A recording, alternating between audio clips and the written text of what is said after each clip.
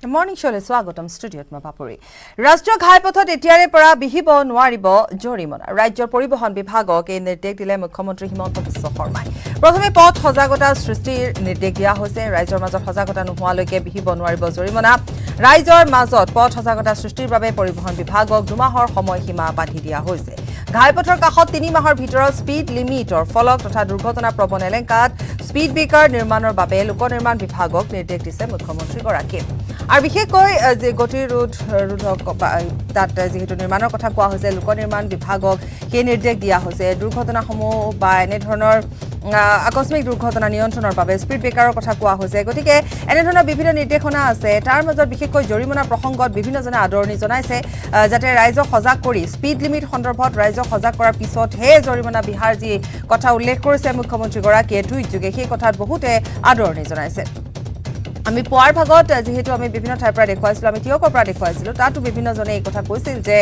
মুখ্যমন্ত্ৰীগৰাকীয়ে যি কথা ইতিমধ্যে জনাইছে যে পৰিবহণ বিভাগে জৰিমনা বিহিব নোৱাৰিব ৰাষ্ট্ৰীয় ঘাইপথত প্ৰথমতে স্পীড লিমিট সন্দৰ্ভত ৰাইজক সজাগ কৰিব লাগিব আৰু তাৰ পিছতহে জৰিমনা ল'ব পাৰিব তাৰ বাবে 2 মাহ যেহেতু পৰিবহণ বিভাগক দিয়া হৈছে এই 2 মাহত পৰিবহণ বিভাগে ৰাইজক কেনেদৰে ৰাইজক সজাগ কৰে বা ৰাইজক বুজাব পাৰে সেয়া নিশ্চিতভাৱে নিৰ্ভৰ কৰিব গতিকে ইতিমধ্যে পথ সুৰক্ষাক লৈ মুখ্যমন্ত্ৰীগৰাকীয়ে যিখিনি কথা তেওঁ উল্লেখ কৰিছে বা নিৰ্দেশনা তেওঁ দিছে তাকে লৈ বিভিন্নজনে ইতিমধ্যে আদৰণি জনাইছে আমি আমাৰ সাংবাদিক সঞ্জীৱ লাহনৰ সৈতেও সংযুক্ত হ'ম সঞ্জীৱেও আমাক জনাব কিন্তু তাৰ পূৰ্বে পুনৰ কৈছো এই টুইটটো মুখ্যমন্ত্ৰী ডক্টৰ হিমন্ত বিশ্ব শৰ্মাই এই টুইটটো দিছে আৰু এই টুইটৰ জৰিয়তে লোক নিৰ্মাণ বিভাগক গতিৰোধক সজাৰ ক্ষেত্ৰত অৰ্থাৎ স্পীড ব্ৰেকাৰ সজাৰ ক্ষেত্ৰত নিৰ্মাণৰ ক্ষেত্ৰতো নিৰ্দেশনা দিছে আৰু বিশেষভাৱে যেহেতু স্পীড লিমিটৰ কথা আহি পৰিছে গতিকে স্পীড লিমিটৰ ক্ষেত্ৰত জৰিমনা বৰ্তমান ল'ব নোৱাৰিব আৰু 2 মাহৰ পিছত ৰাইজক সজাগ কৰাৰ অন্ততহে জৰিমনাৰ প্ৰসংগ আহিব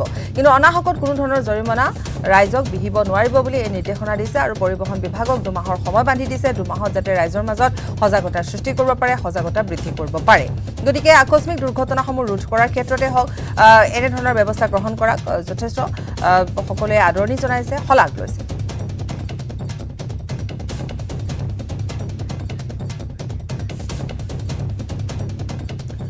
আমি এই মুহূৰ্তত সংযুক্ত হ'ম আমাৰ সাংবাদিক সঞ্জীৱ আছে গতিকে সঞ্জীৱে আমাক এই মুহূৰ্তত জনাব আৰু লগতে তুষাৰো আছে গতিকে তুষাৰো আমাক জনাব সঞ্জীৱ যেহেতু ৰাইজে কিছু এই ক্ষেত্ৰত হকাহো পাইছে বুলি এক প্ৰকাৰ ক'ব পাৰি কাৰণ জৰিমনাৰ কথা আহি পৰাৰ ক্ষেত্ৰত আমি পোৱাৰ ভাগত তিয়কত আমি যেতিয়া সংযুক্ত হৈছিলোঁ দিগন্তৰ সৈতে এজন লোকে এই ক্ষেত্ৰত এই কথাই কৈছিল যে বিশেষকৈ জৰিমনাক লৈ যথেষ্ট সমস্যা থাকে গতিকে এই ক্ষেত্ৰত মুখ্যমন্ত্ৰীগৰাকী এই পদক্ষেপক তেওঁলোকে আদৰণি জনাইছে আৰু লগতে স্পীড লিমিট সন্দৰ্ভত সজাগতাৰ প্ৰসংগও আহি পৰিছে সঞ্জীৱ নিশ্চিতভাৱে পাপৰি যেতিয়া নেকি প্ৰথমবাৰ ঘোষণা ওলাইছিলে যে স্পীড অত্যাধিক স্পীডত গ'লে বা যিটো স্পীড ইতিমধ্যে ধাৰ্য কৰি দিছিলে সেই স্পীডৰ ওপৰত গ'লে জৰিমনা বিহা হ'ব সেই ঘোষণাটোৰ পিছতে ব্যাপক প্ৰতিক্ৰিয়া সৃষ্টি হৈছিলে যিহেতু যিসকল যাত্ৰী আছে বা যিসকল সাধাৰণ লোক আছে তেওঁলোকৰ এটা অভ্যাসত পৰিণত হৈছিলে যে ভাল ৰাস্তা পালে তেওঁলোকে স্পীডত চলায় বা প্ৰয়োজন হ'লে তেওঁলোকে স্পীডত যাবই আৰু সেই যিটো অভ্যাস যুগ যুগ ধৰি থকা পুৰণিকলীয়া অভ্যাস বুলি ক'ব লাগিব যিসকল যান বাহন চালক আছে তেওঁলোকৰ সেই অভ্যাসটো বদলাই তাৎক্ষণিকভাৱে যেতিয়া এটা ঘোষণা আহিব যে স্পীড লিমিট ক্ৰছ কৰাৰ লগে লগে জৰিমনা বিহা হ'ব তেতিয়া বিৰূপ প্ৰতিক্ৰিয়া সৃষ্টি হৈছিলে আৰু মই দেখুৱাই আছোঁ 15 নং ৰাষ্ট্ৰীয় ঘাইপথৰ কাষত মই বৰ্তমান উপস্থিত আছোঁ পাপৰি 15 নং ৰাষ্ট্ৰীয় ঘাইপথৰ অৱস্থা বৰ্তমান ভাল আৰু এই ভাল ৰাস্তাটোত নিতান্তই ৰাইজে জোৰত চলায় আৰু যদি স্পীড ক্ৰছ কৰে তেতিয়াহ'লে ফাইন লগাব বা জৰিমনা বিহিব তেনেকুৱা ধৰণৰ ঘোষণাৰ পিছতে ৰাইজৰ মাজত বিভিন্ন ধৰণৰ মিশ্ৰিত প্ৰতিক্ৰিয়া সৃষ্টি হৈছিলে কিন্তু যেতিয়া মুখ্যমন্ত্ৰীজনে ঘোষণা কৰিলে যে অন্ততঃ 2 মাহৰ কাৰণে সাধাৰণ লোকক সজাগ কৰা হ'ব বা এই স্পীডৰ সম্পৰ্কে সজাগ কৰা হ'ব জৰিমনা সম্পৰ্কে সজাগ কৰা হ'ব বা যি নতুন পদক্ষেপ গ্ৰহণ কৰিছে সেই সম্পৰ্কে সজাগ কৰা হ'ব তাৰপিছত কিন্তু ৰাইজে স্বস্তি নিষ্ঠা পেলাইছে যেহেতু হয়তো 2 মাহৰ ভিতৰত ৰাইজে অভ্যাসত পৰিণত কৰি ল'ব যে কেনেদৰে স্পীড কণ্ট্ৰল কৰি নিজেই গতিক নিজেই নিয়ন্ত্ৰণ কৰি যাতে যান বাহন চলাব পাৰে তেনেকুৱা ধৰণৰ অভ্যাস হয়তো তেওঁলোকে কৰি ল'ব আৰু তাৰোপৰি পাপৰি অন্য এটা কথা যে 15 নং ৰাষ্ট্ৰীয় ঘাইপথৰ কাষত আমি দেখিবলৈ পাইছোঁ যিবিলাক দুৰ্ঘটনা হোৱা স্থান সেইবিলাকত যি সতৰ্কবাণী লিপিবদ্ধ চাইনবোৰ্ড থাকিব লাগে পথৰ কাষত বা বিভিন্ন ধৰণৰ চাইনবোৰ্ড সতৰ্কবাণী লিপিবদ্ধ যিখিনি চাইনবোৰ্ড থাকিব লাগে সেয়া কিন্তু প্ৰত্যক্ষ কৰা পৰিলক্ষিত নহয় বহু ক্ষেত্ৰত পুৰণি হৈ গৈছে বা পঢ়িব নোৱাৰা অৱস্থা সেইখিনি ঠিক ঠাক নকৰাকৈ যেতিয়া এটা ঘোষণা আহিছিল যে স্পীড ক্ৰছ কৰাৰ লগে লগে জৰিমনা বিহা হ'ব, তেতিয়া কিন্তু সাধাৰণ লোকে সেইটো গ্ৰহণ কৰিব পৰা নাছিলে। আৰু শেহতীয়াকৈ মুখ্যমন্ত্ৰী ডক্টৰ হিমন্ত বিশ্ব শৰ্মাই যি ঘোষণা দিলে যে 2 মাহৰ হয়, এতিয়া স্বস্তি নিশ্বাস পেলাইছে সাধাৰণ লোকে। পাপৰি নিশ্চয় তুষাৰৰ ওচৰলৈ যাম। তুষাৰ, সঞ্জীৱে ইতিমধ্যে এইখিনি কথাই কৈছে, যিখিনি কথা পুৱাৰ ভাগত আমি দিগন্তই আমাক কৈছিল যে ৰাইজে কিছু সকাহ পাইছে, কাৰণ প্ৰথম অৱস্থাত জৰিমনাৰ কথা আহিছিল আৰু বৰ্তমান যিহেতু মুখ্যমন্ত্ৰীগৰাকীয়ে খুদ টুইটাৰ যোগে এই কথা জনাইছে যে এতিয়া নহয়, প্ৰথমতে সজাগতাৰ কথা আহি পৰিব।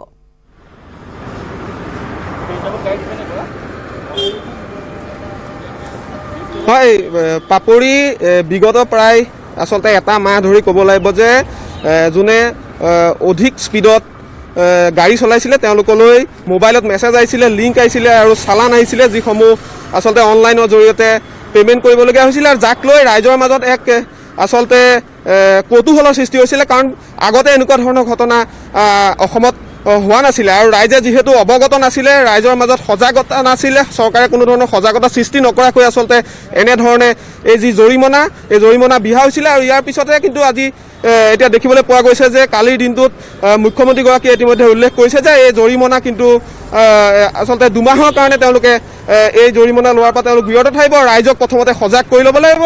আৰু ইয়াকে লৈ দেখিবলৈ পোৱা গৈছে যে বিশ্বনাথ চাৰিআলিতো যি সকল লোক আছে আচলতে তেওঁলোকে ইয়াত সন্তুষ্টি প্ৰকাশ কৰিছে। এই মুহূৰ্তত মোৰ লগত স্থানীয় একাংশ লোক আছে, মই আপোনাৰ কাষলৈ আহিছোঁ। ইতিমধ্যে যি জৰিমনা লৈ থকা হৈছিলে ৰাষ্ট্ৰীয় ঘাইপথত, সেয়া কিন্তু মুখ্যমন্ত্ৰীগৰাকীয়ে ইতিমধ্যে 2 মাহলৈ পিছুৱাই দিছে। প্ৰথমতে ৰাইজক সজাগ কৰিব, তাৰ পিছতহে সিদ্ধান্ত গ্ৰহণ কৰিব। কি ক'ব এই মুহূৰ্তত? যিটো জৰিমনা তেখেতলোকে উঠাই লৈছে সেইটো বস্তু আমি আদৰণি জনাইছোঁ, সেই কথাক মুখ্যমন্ত্ৰীলৈ আমি ধন্যবাদ জনাইছোঁ। দ্বিতীয়তে এটা কথা আমি মুখ্যমন্ত্ৰী মহোদয়লৈ এটা অনুৰোধ জনাম যে যিহেতু ইয়াৰ পৰা বিভিন্ন মানুহ বিভিন্ন কামত এই 4 লেনৰ মাজেদি গুৱাহাটী বা বিভিন্ন জেগালৈ যাবলগীয়া হয়, গতিকে স্পীড লিমিটটো অতি কমেও তেখেতে ইতিমধ্যে 60 কিলোমিটাৰ কৰিছে, কিন্তু আমি তেখেতলৈ অনুৰোধ জনাম যে অতি কমেও 80 কিলোমিটাৰ স্পীড কৰক, কাৰণ তেতিয়া আমাৰ সময়খিনিৰ কাৰণে ধৰক বিভিন্ন জৰুৰীকালীন কামত মানুহ যাব লাগে।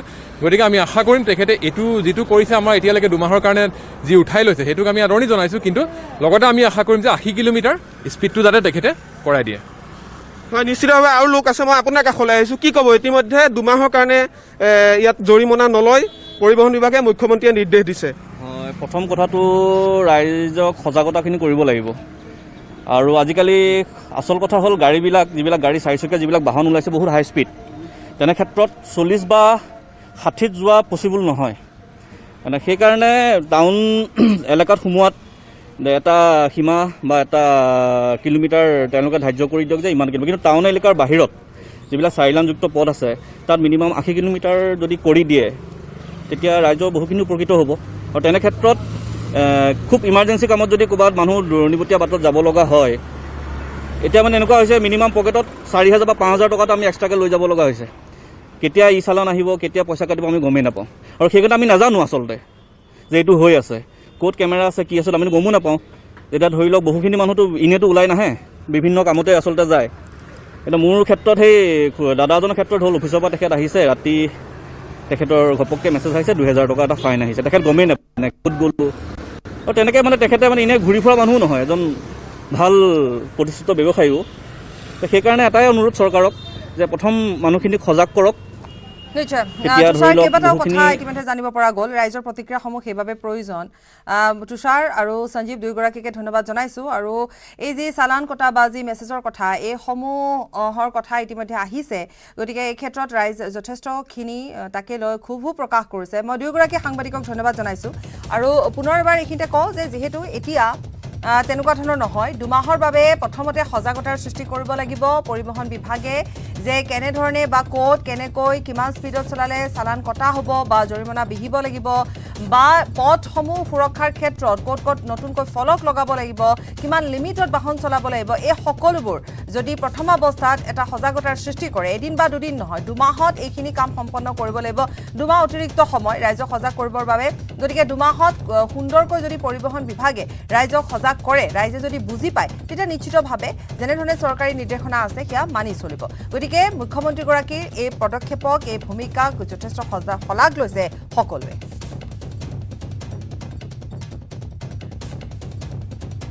উভতি আহিছোঁ বিৰতিৰ পাছত আজি প্ৰকাশ পাব নতুন কোভিড এছঅপি ৰাজ্যত কোভিডৰ সংক্ৰমণ হ্ৰাস পোৱালৈ লক্ষ্য কৰি আজিৰে পৰা কোভিড বিধি পূৰ্বতকৈ অধিক শিথিল কৰাৰ সম্ভাৱনা আজিৰে পৰা খুলিব পাৰে আন্তঃজিলা যাতায়াত কাৰফিউৰ সময় সীমা হ্ৰাসৰো সম্ভাৱনা সমগ্ৰ ৰাজ্যতে সন্ধিয়া 6 বজালৈ দোকান পোহাৰ খোলা ৰখাৰো সম্ভাৱনা সন্ধিয়া 7 বজাৰ পৰা থাকিব পাৰে কাৰফিউ আমি কিছু সময় পিছতে আমি দেখুৱাম পোনপটীয়াকৈ সংবাদমেলৰ আয়োজন কৰিছে স্বাস্থ্যমন্ত্ৰী কেশৱ মহন্তই গতিকে এই সংবাদমেল যোগে সকলোখিনি সবিস্তাৰে জনোৱা হ'ব নতুন এছঅপিত কি থাকিব নতুন এছঅপিত বিশেষকৈ বিদ্যালয় মহাবিদ্যালয় খোলাৰ ক্ষেত্ৰত থাকিব নতুন এছঅপিত আন্তঃজিলা যাতায়াতৰ ক্ষেত্ৰত থাকিব নতুন এছঅপিত নতুন কাৰফিউ বিধিৰ কথা থাকিব গতিকে আৰু কিছু সময় পিছতে আমি পোনপটীয়াকৈ দেখুৱাই যাম সংবাদমেলৰ যেহেতু আয়োজন কৰিছে স্বাস্থ্যমন্ত্ৰীগৰাকীয়ে গতিকে সংবাদমেল যোগে এই সকলোখিনি কথা সদৰি কৰিব বিশেষভাৱে মুখ্যমন্ত্ৰীগৰাকীয়ে কালিৰ দিনটোত পাণবজাৰ মাল্টিলেভেল পাৰ্কিং মুকলি কৰাৰ সময়ছোৱাতে এই কথাখিনিৰ এটা ইংগিত বহন কৰিছিল যে আন্তঃজিলা যাতায়াতৰ ক্ষেত্ৰত শিথিল হ'ব অড ইভেন নম্বৰৰ বাহন অহা যোৱা কৰিব পাৰিব আৰু আনহাতে কাৰফিউ ক্ষেত্ৰত হয়তো আৰু কিছু শিথিলতা থাকিব পাৰে আৰু তেনেধৰণেৰে বিদ্যালয় খোলা বা মহাবিদ্যালয় খোলাৰ ক্ষেত্ৰতো কোৱা হৈছিল কিন্তু আজি সবিস্তাৰে জানিব পৰা যাব যে বিদ্যালয়সমূহ বা মহাবিদ্যালয়সমূহ কোন শ্ৰেণীৰ পৰা পাঠদান কৰা হ'ব কেনেকুৱা ধৰণৰ নীতি নিৰ্দেশনাৰ মাজেৰে পাঠদান কৰা হ'ব গতিকে সকলোবোৰ কিছু সময়ৰ পাছতে জানিব পৰা যাব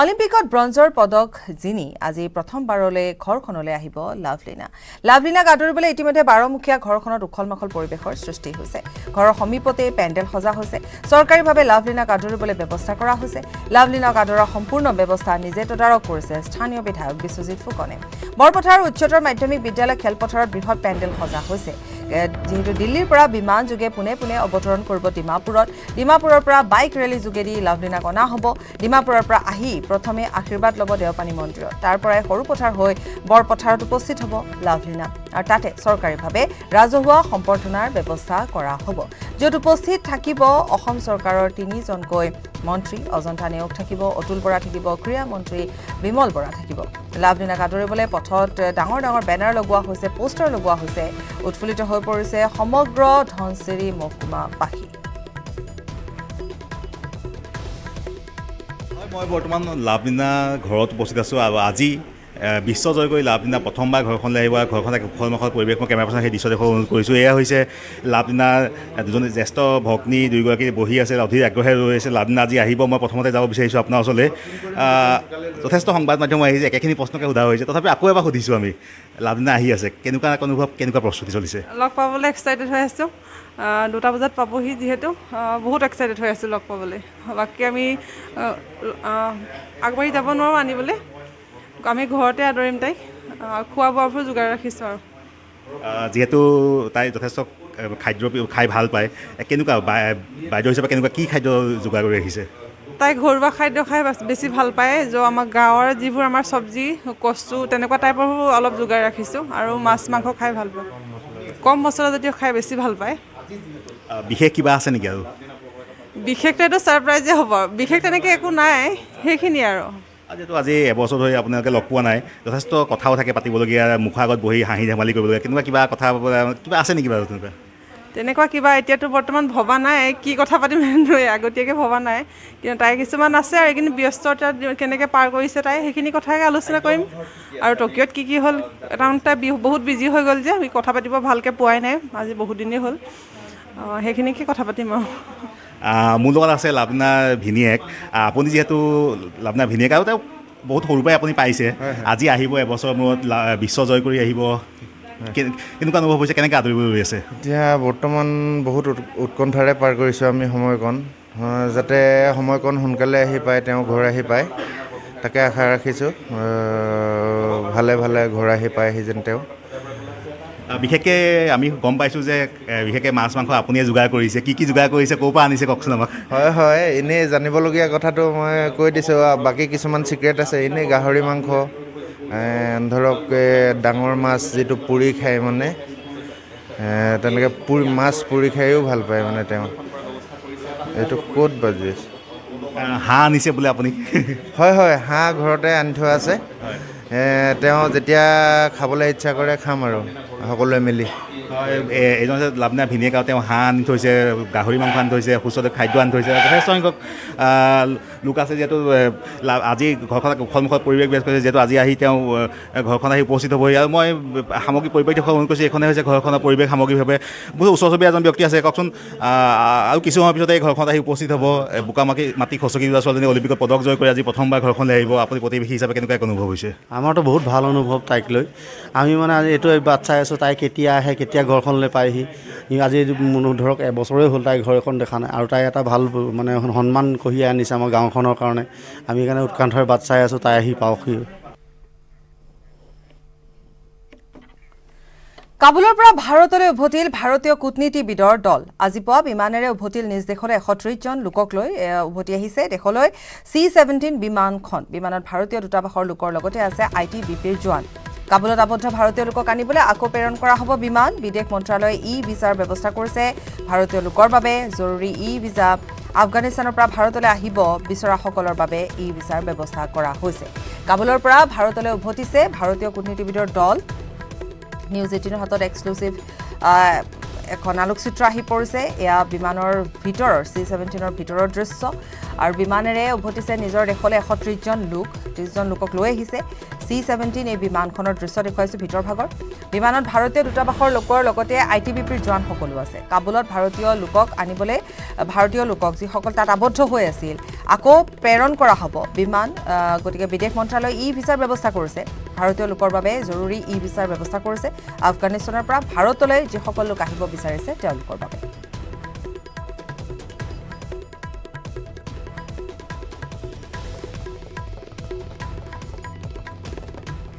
ৰঙিয়াত ধনৰ লালসাত নিজ খুৰীয়েকে কিশোৰী ভতিজীক ৰাজস্থানত বিক্ৰী কৰাৰ অভিযোগ উত্থাপিত হৈছে। ৰঙিয়াৰ ভট্টপাৰাত খুৰীয়েকে নিজৰ ভতিজী কিশোৰীক ধনৰ বিনিময়ত ৰাজস্থানত বিক্ৰী কৰাৰ চাঞ্চল্যকৰ অভিযোগ উত্থাপন কৰিছে খুদ কিশোৰীগৰাকীৰ জ্যেষ্ঠ ভগ্নীয়ে। ইতিমধ্যে ঘটনা সন্দৰ্ভত ভুক্তভোগী কিশোৰীগৰাকীৰ পৰিয়ালৰ লোকে খুৰীয়েকৰ বিৰুদ্ধে ৰঙিয়া থানাত পৃথকে পৃথকে দুখনকৈ এজাহাৰ দাখিল কৰিছে। অভিযোগ অনুসৰি মহিলাগৰাকীয়ে নিজৰ ভতিজীগৰাকীক পৰিয়ালৰ অন্য সদস্যক নজনোৱাকৈ একমাত্ৰ ধনৰ লালসাত ৰাজস্থানৰ এগৰাকী 40-45 বছৰীয়া লোকৰ ওচৰত বিক্ৰী কৰিছে। ভুক্তভোগী কিশোৰীগৰাকীৰ জ্যেষ্ঠ ভগ্নীয়ে সংবাদ মাধ্যমৰ আগত পিতৃ মাতৃহীনা কিশোৰীগৰাকীক ধনৰ বাবে ৰাজস্থানৰ এগৰাকী লোকৰ হাতত বিক্ৰী কৰি দিয়ে বুলি অভিযোগ উত্থাপিত কৰিছে। আনহাতে 3 আগষ্টৰ পৰা কিশোৰীগৰাকীৰ লগত পৰিয়ালৰ সৈতে কোনো ধৰণৰ যোগাযোগ হোৱা নাই বুলিও জনাইছে। মিনিমাম 1 মাহমান হ'ল আমি থানাত এজাহাৰ দিছোঁ। এজাহাৰ দি কেনে আমাক কৈছে 10 দিনত টাইম দিছে, কৈছে তাই আহিব, তন্দক মাতিম, ফোন কৰি তুন্দেও আহিবি। আজি 16 তাৰিখ হৈ গ'ল, তাইৰ একো খবৰ নাই। আমি যেতিয়া যিটো ছাৰৰ তাতে কেছ গেছি সেইটো ছাৰক আমি সুধিলোঁ। ছাৰে আমাক কৈ কি ছোৱালী নাই পাত্তা আছি, হৰে গেছি, মৰি গেছি, যেতিয়া পাম তন্দক ফোন কৰি মাতিম আহিবি। মহেন্দ্ৰ সিং নে কিবা আছিল আৰু ছেকেণ্ড হৈছি আৰু থানাৰ ফাৰ্ষ্ট হৈছি নহয়। সেনেকৈ আমি 3 তাৰিখে আনতে সেনেকুৱা ব্যৱহাৰ আমাৰ লগত বেয়া। আজি আছোঁ ব্যৱহাৰ বেয়া। সন্দেহ হৈ বেচিছি ৰাজস্থানত নি কেনে মোৰ খুৰীক মোৰ ভণ্টিক ৰাজস্থানত নি কেনে বেচিছি। তাই একেদিনে ফ্ৰিজ ইনভাৰ্টাৰ টিভি আনছে। তাই গিৰাক নাই, দুখীয়া ঘৰত তিৰি। তাই একেদিনে এই 3টা বস্তু কোন কেনেকৈ আনিব পাৰে? এতিয়া থানাত মই এইগিলা ক'ব গ'লে কথাই নুশুনে, মোকে উল্টাই গালি পাৰি খেদে দে। কথাখিনি মোক ক'ব চান্সে নেদে থানাত। আজি প্ৰকাশ পাব নতুন কোভিড SOP ইতিমধ্যে আমি কৈছে। গতিকে সংবাদ মেলৰ আয়োজন কৰা হৈছে, পোনপটীয়াকৈ আমি দেখুৱাম।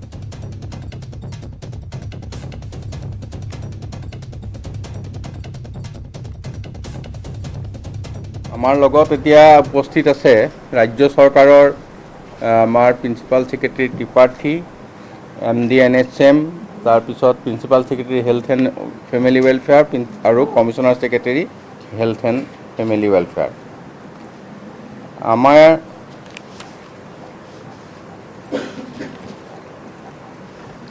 ৰাজ্যখনত শেহতীয়াভাৱে এক আমাৰ পৰ্যালোচনা হৈছিল যোৱাকালি নিশা মাননীয় মুখ্যমন্ত্ৰীৰ সভাপতিত্বত। আৰু মুখ্যমন্ত্ৰীৰ সভাপতিত্বত হোৱা এই পৰ্যালোচনাৰ অন্তত আমাৰ কেইটামান সিদ্ধান্ত গ্ৰহণ কৰিছে মাননীয় মুখ্যমন্ত্ৰী ডাঙৰীয়াই। ইয়াৰ ভিতৰত আমি মূলতঃ কেইটামান কথা চাইছোঁ যে যোৱা সপ্তাহ আৰু এই সপ্তাহৰ যিটো তথ্য, এই তথ্যখিনি চাইছোঁ। ইয়াত যোৱা সোমবাৰে আমি দেখিছিলোঁ 1120টা পজিটিভ কেছ ওলাইছিল আৰু যোৱাকালি সোমবাৰে আমি দেখিলোঁ 758টা পজিটিভ কেছ ওলাইছে। তাৰমানে ইয়াৰ পৰা আমাৰ 300 কিমানটা আমি হ্ৰাস হৈছে। ঠিক তেনেধৰণে যোৱাবাৰৰ আগৰ দেওবাৰটোও চাওঁছোঁ, কিয় দেওবাৰে সাধাৰণতে কমে। গতিকে যোৱা আগৰ দেওবাৰে হৈছিল 568টা আৰু পৰহি দেওবাৰে হৈছে 411টা। গতিকে আমি দেখিছোঁ ঠিক আছে, দেওবাৰে আমি যদি চাওঁ যে দেওবাৰে 411, সোমবাৰে 758, গতিকে আমি সেইটো তথ্য কম্পেয়াৰ কৰি চাইছোঁ। চোৱাৰ পিছত আমি দেখিলোঁ যে আমি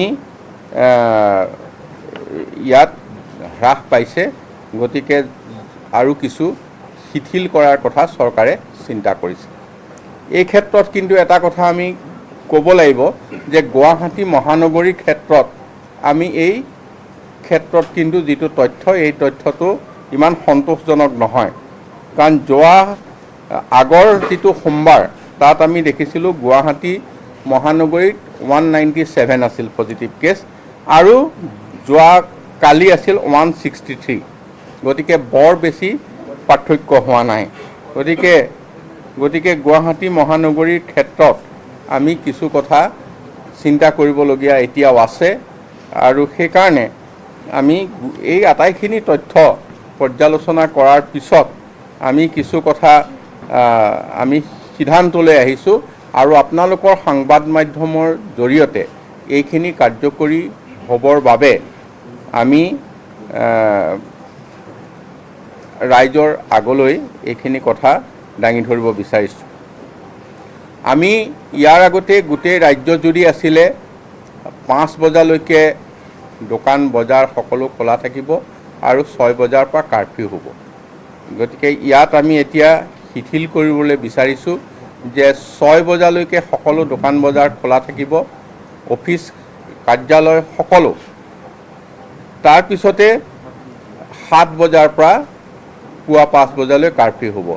ইয়াৰ আগতে কাৰ্ফিউ 11 ঘণ্টা আছিল, এতিয়া কাৰ্ফিউ 10 ঘণ্টা হ'ব আৰু খোলা সময় আগতে আমাৰ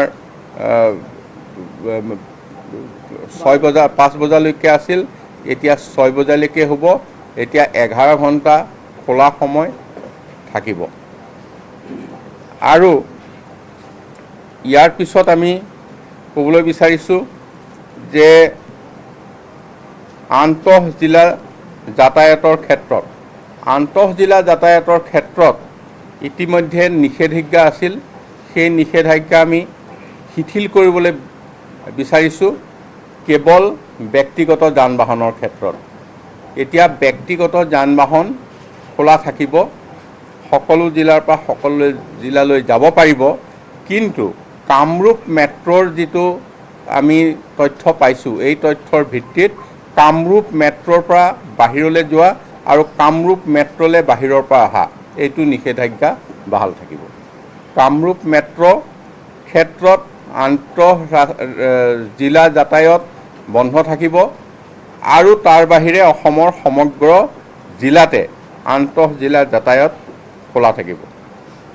এতিয়া আমাৰ যিটো নিষেধাজ্ঞা ৰাজহুৱা পৰিবহণৰ ক্ষেত্ৰত আছিল, যাত্ৰী পৰিবহণৰ ক্ষেত্ৰত সেই নিষেধাজ্ঞা বাহাল থাকিব। সেই নিষেধাজ্ঞা উঠাই লোৱা হোৱা নাই, কেৱল ব্যক্তিগত যান বাহনৰ ক্ষেত্ৰতহে এইটো লোৱা হৈছে।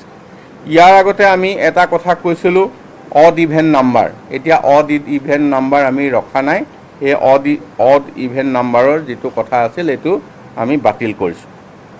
তাৰপিছতে সভা সমিতিৰ ক্ষেত্ৰত এতিয়া মুকলি ঠাইত আমি আগতে সভা সমিতিৰ অনুমতি নাছিলে, এতিয়া আমি কৰিছোঁ যে মুকলি ঠাইত অতিৰিক্ত 200 জনলৈকে লোক সমবেত হৈ সভা সমিতি বা ৰাজহুৱা অনুষ্ঠান আদি আয়োজন কৰিব পাৰিব। তাৰোপৰিও প্ৰেক্ষাগৃহৰ যিমান আসন থাকে তাৰ আসনৰ 50%, আধা সংখ্যক লৈ এই সভা সমিতি আদি অনুষ্ঠিত কৰিব পাৰিব। কিন্তু এটা কথা তাত জড়িত আছে যে এই সভা সমিতিলৈ যোন যাব তেওঁলোকে দুই পালি ভেকচিন ল'ব লাগিব। এই ভেকচিন লোৱা লোকসকলকহে এনেধৰণৰ সভা সমিতিত উপস্থিত থাকিবলৈ অনুমতি দিয়া হৈছে।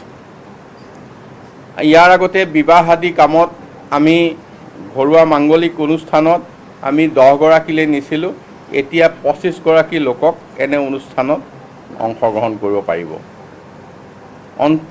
অন্তিম সৎকাৰৰ ক্ষেত্ৰতো ঠিক তেনেধৰণে 25 গৰাকী লোকক অনুমতি প্ৰদান কৰা হৈছে।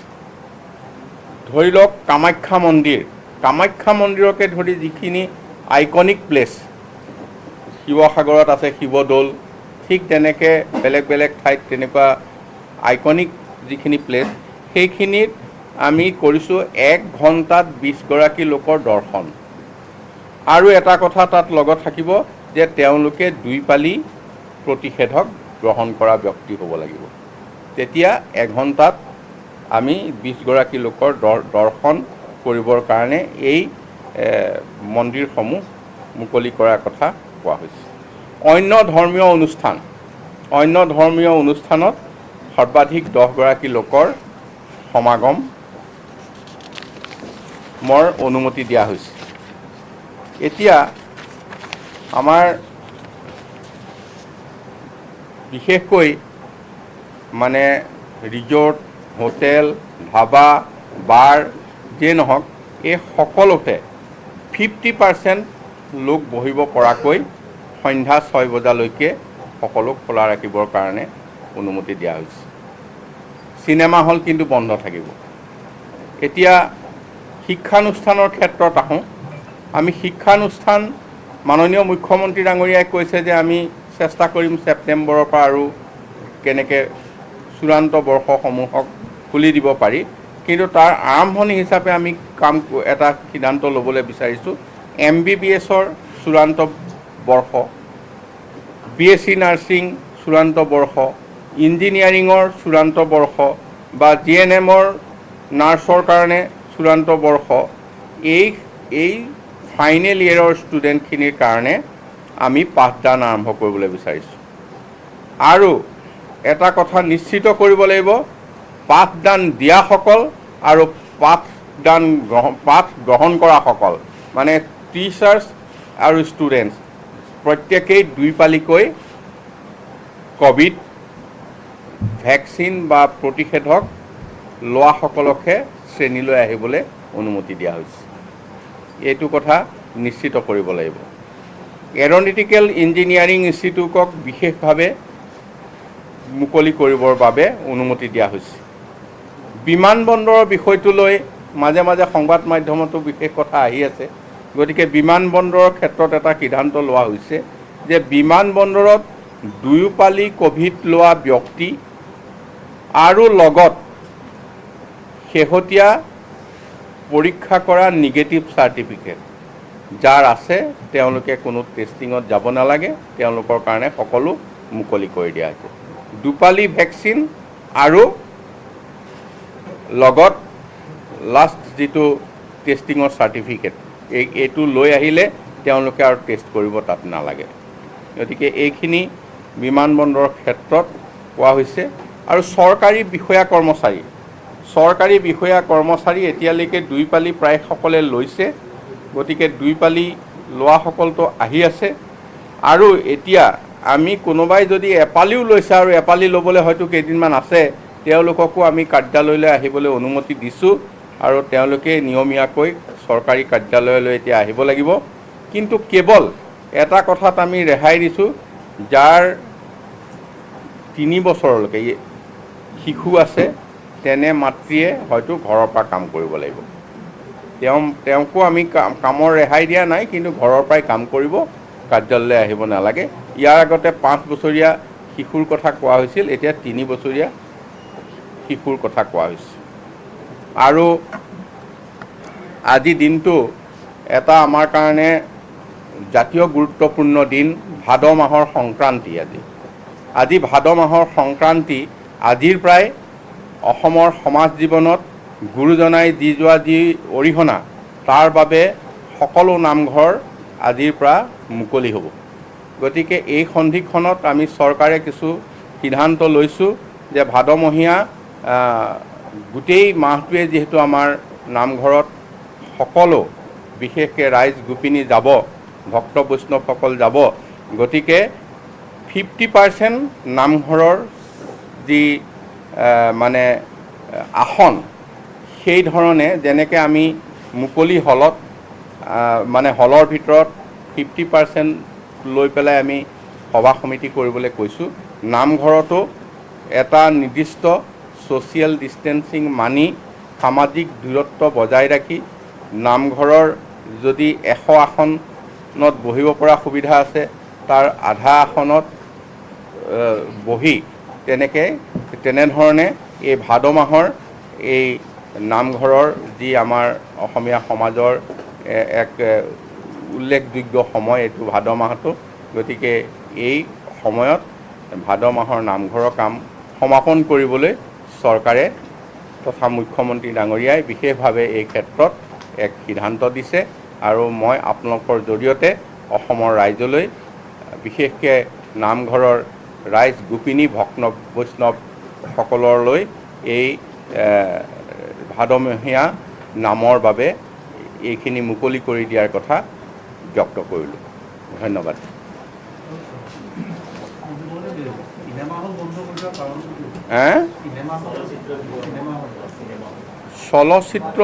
চলচ্চিত্ৰখিনি আমি এইবাৰ খুলিবলৈ আলোচনা হৈছিল, নোহোৱা নহয়। গতিকে চলচ্চিত্ৰৰ ক্ষেত্ৰত হৈছে কি, এতিয়া ধৰক 6টা বজালৈ বন্ধ। এতিয়া চিনেমা হলৰ খুলি দিয়াৰ লগে লগে নিশ্চয় আমি এই সময়টো অকণমান কিছু চাব লাগিব। চিনেমা হল এটা যদি চলিব লগা হয় তেওঁলোকক অন্ততঃ আমি সময় দিব লাগিব, অন্ততঃ 2টা শ্ব' চলিব পৰাকৈ সময় দিব লাগিব। গতিকে সেইকাৰণে এই গোটেইখিনি কথা চাই পেলাই অকণমান হেৰি হৈছে, হয়তো আমি চেষ্টা কৰিম ইয়াৰ পিছত 50% আসন লৈ পেলাই চিনেমা হল চলাৰ কথা, কিন্তু আজিৰ দিনটোত এই সিদ্ধান্তটো দিব পৰা হোৱা নাই। কাৰণ সময়টো কাৰ্ফিউ 7টাৰ পৰা আৰম্ভ হ'ব, 6 বজাতে বন্ধ। গতিকে ই এটা খুলি দিয়াৰ লগে লগেও সামঞ্জস্য নাথাকিব, হয়তো মেটিনি শ্ব' এটা হ'ব দিনত, তেনেকৈ এটা হল আগবাঢ়িব নোৱাৰিব। এইটো অহাকালি পুৱা 5 বজাৰ পৰা 18 আগষ্ট গোটেই অসমতে 6 বজালৈকে দোকান বজাৰ বন্ধ, 7 বজাৰ পৰা কাৰ্ফিউ সকলোতে হ'ব। আন্তঃজিলা যিটো যাতায়ত গুৱাহাটী মহানগৰীৰ বাদে সকলো জিলালৈ মুকলি থাকিব, কেৱল ব্যক্তিগত যান বাহন।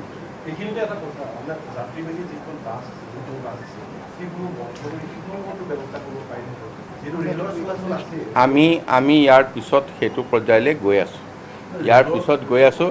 কাৰণ এতিয়া আন্তঃজিলা খোলা মেলা কথাটো আহিবলৈ মানে প্ৰথম আমি ব্যক্তিগত যান বাহনৰ ক্ষেত্ৰত আমি কিছু নিয়ম নীতি কৰিব পাৰিম। আন্তঃজিলাখন খোলাৰ লগে লগে গুৱাহাটী সোমাব লাগিব। আহি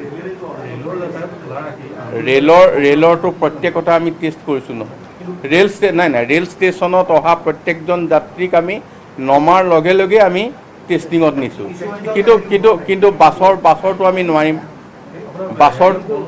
আমি বাছৰটো সেইটো কৰিব নোৱাৰিম।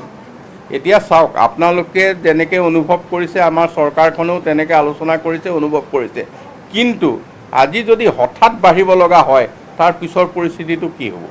এতিয়া আমি এটা পৰিক্ৰমাৰ মাজেৰে লকডাউন নোহোৱাকৈ তাৰ মাজত থাকি অলপ খোলা অলপ বন্ধ তাৰ মাজত থাকি গোটেই কথাখিনি নিয়ন্ত্ৰণ কৰা হৈছে।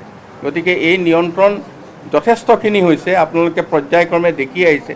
গতিকে এই নিয়ন্ত্ৰণখিনি হৈছে আৰু হোৱাৰ কাৰণে আজি আমি এনেধৰণে মুকলি কৰি দিব পাৰিছোঁ।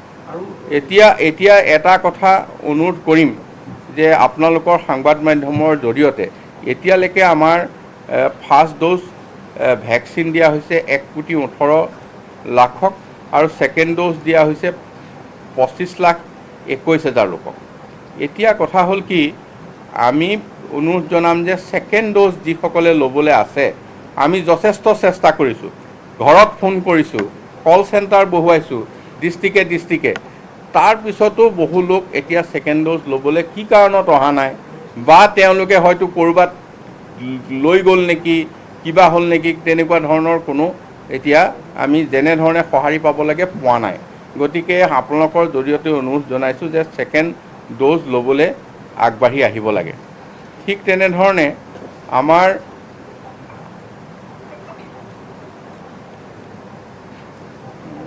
এতিয়ালৈকে পাৰ্চেণ্টেজ হিচাপে আমাৰ এইটো 51% ফাৰ্ষ্ট ড'জ আৰু 11% ছেকেণ্ড ড'জ। তাৰপিছত আমাৰ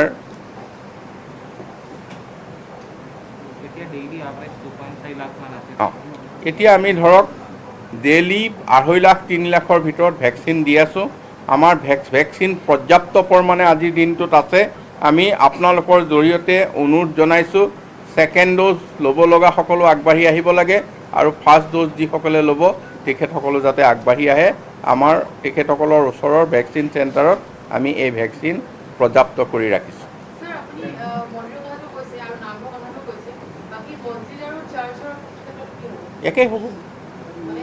একেই হ'ব। আজি মই স্পেচিয়েলি নামঘৰৰ কথাটো এইকাৰণে ক'ব লগা হৈছে যে ভাদ মাহটো অসমীয়া সমাজৰ নামঘৰত সকলো ৰাইজ গোপিনীয়ে নাম ধৰে। গতিকে এইটো বিশেষভাৱে কৈছোঁ। ঠিক একেধৰণেই আজি যদি কোনোবাই নামাজ পঢ়ে তেতিয়াহ'লে ঠিক ধৰণে সেইধৰণে আসনৰ মানে ডিষ্টেঞ্চিংটো মানি পেলাই তেখেতসকলৰ এলেকা চাই পেলাই সেইমতে হ'ব। হয়, গীৰ্জা চাৰ্চো তেনেকৈ হ'ব।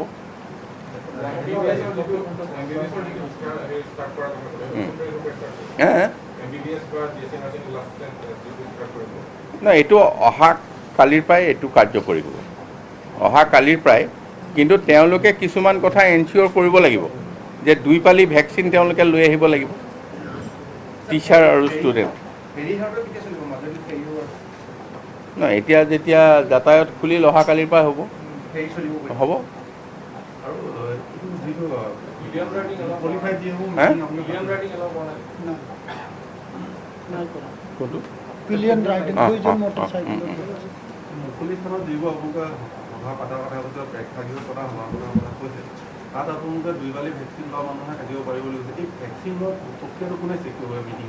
যোনে অৰ্গেনাইজ কৰিব, যিসকলে সভা সমিতিৰ অৰ্গেনাইজ কৰিব তেওঁলোকে এইখিনি চাই চিতি সহযোগিতা আগবঢ়াব লাগিব।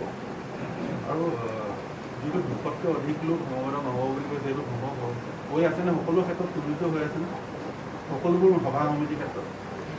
নহয়, এতিয়া প্ৰযোজ্য হোৱা নোহোৱাটো চৰকাৰে নিৰীক্ষণ কৰিব। সেইটোত আমি চৰকাৰৰ পৰা সম্পূৰ্ণভাৱে নিৰীক্ষণ কৰিম। কিন্তু যিসকল সংগঠকে সভা সমিতিৰ আয়োজন কৰিব সামাজিক অনুষ্ঠানৰ, তেখেতসকলে যাতে সেই বিষয়টো নিজে চোৱা চিতা কৰে, এইটো আমি তেখেতসকলৰ প্ৰতি অনুৰোধ। স্কুলবোৰ আপোনালোকে ভাবক অহা ছেপ্টেম্বৰ মাহৰ পৰা ফাইনেল ক্লাছবিলাক আমি চাম। মই কথাটো কওঁতে প্ৰথমতে কৈছিলোঁ যে শিক্ষানুষ্ঠানবিলাক মুকলি কৰাৰ এটা চিন্তা কৰিয়েই পোনপ্ৰথমে এই টেকনিকেল যিখিনি কলেজ সেইখিনিলৈ গৈছোঁ ফাইনেল ইয়েৰবিলাক। সেইকাৰণে MBBS বা নাৰ্ছিং স্কুল বা ইঞ্জিনিয়াৰিঙলৈ আমি প্ৰথম অহাকালিৰ পৰা খুলিব বিচাৰিছোঁ। এতিয়ালৈকে চলি আছে, যেতিয়া আপোনালোকে উল্লেখ কৰিছে অহাবাৰলৈ আমি চাম।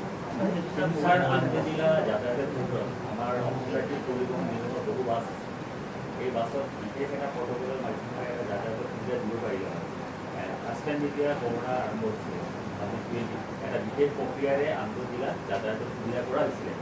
আপুনি আজি উল্লেখ কৰিছে যে ব্যক্তিগত বাহন লৈহে চলাচল কৰিব পাৰিব।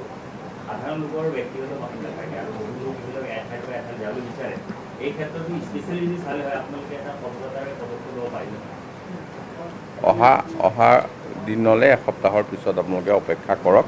তেনে চিন্তা চৰ্চা আমি কৰি আছোঁ। ধন্যবাদ।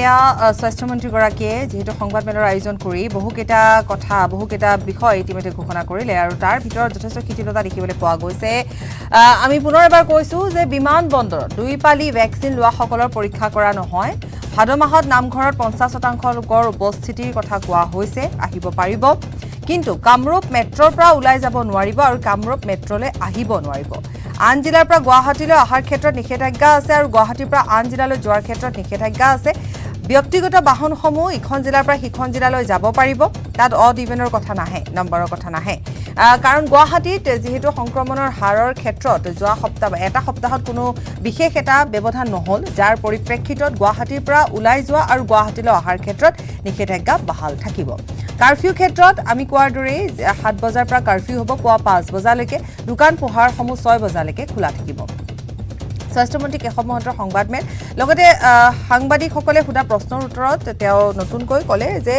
আৰু ইয়াৰ পাছৰ এছপিখনলৈ বাট চাব লাগিব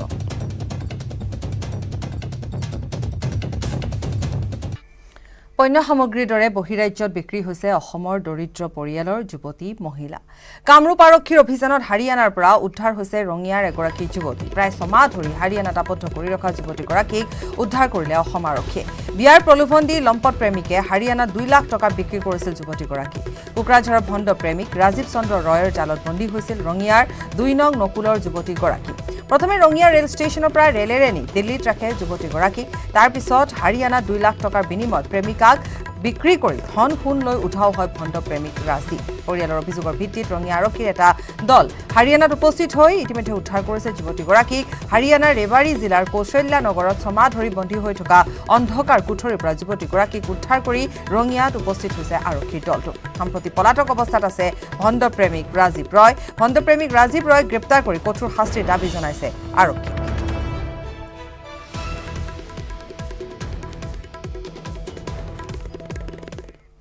খৰাঙত দহিছে ৰাজ্য সিপাঝাৰত পানী বিচাৰি অদৃশ্যজনৰ শৰণাপন্নৰ ৰাইজ এটুপি পানীৰ অভাৱত বহু ঠাইত চন পৰাৰ উপক্ৰম হৈছে কৃষিভূমি বৰষুণৰ অভাৱত পথাৰত চিৰাল ফাট মেলিছে যাৰ বাবে এক প্ৰকাৰ হাহাকাৰ অৱস্থা হৈ পৰিছে কৃষক ৰাইজৰ কিন্তু ইমানৰ পিছতো যে নিৰ্বিকাৰ বিয়াগুম কৃষি বিভাগ আৰু জলসিঞ্চন বিভাগ সেয়েহে এতিয়া উপায়ন্তৰ হৈ সিপাঝাৰৰ হাতীমুৰিয়াত পথাৰতে নাম প্ৰসংগৰ আয়োজন কৰি কৃষক ৰাইজ শৰণাপন্ন হৈছে অদৃশ্যজনৰ আনকি উক্ত ঠাইতে কৃষি কাৰ্যত ব্যৱহৃত বিভিন্ন নাঙল জুৱলি মই আদি পুতি থৈ প্ৰতীকী প্ৰতিবাদো ৰূপায়ণ কৰিছে গঞা কৃষক ৰাইজে